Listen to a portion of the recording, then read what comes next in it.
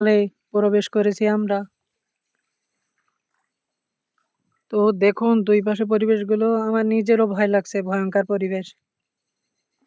কারণ যেকোনো সময় কিন্তু বাঘ চলে আসতে পারে। আমরা এখন যাচ্ছি একটু ভেতরে, একটু গভীর খালে একটু দেখার আগ্রহ হয়েছে এজন্য যাচ্ছি।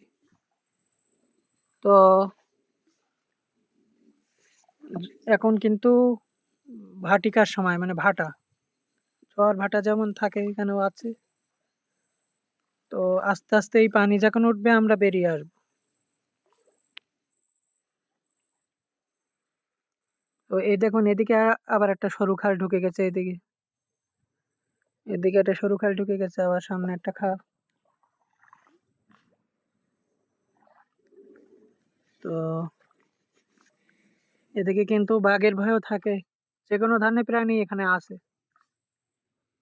তো আমরা কিন্তু আপনাদের দেখাবো সেগুলো যদি আমরা দেখতে পাই যে কোনো বাঘ, হরিণ, বানর যা কিছু দেখতে পাই যদি আমরা দেখতে পাই তাহলে আপনাদের দেখাবো।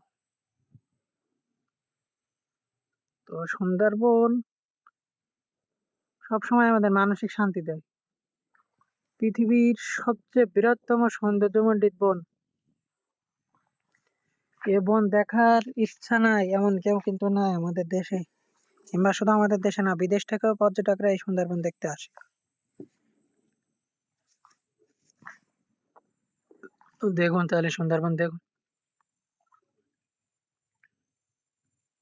ফরিদ ভাই, ওই যে বানর, হ্যাঁ? ওই যে বানর বানর বানর দেখান, এই যে ওই যে ট্যাকে ট্যাকে বানর, ডাইন সাইডে ডাইন সাইডে কই আছে?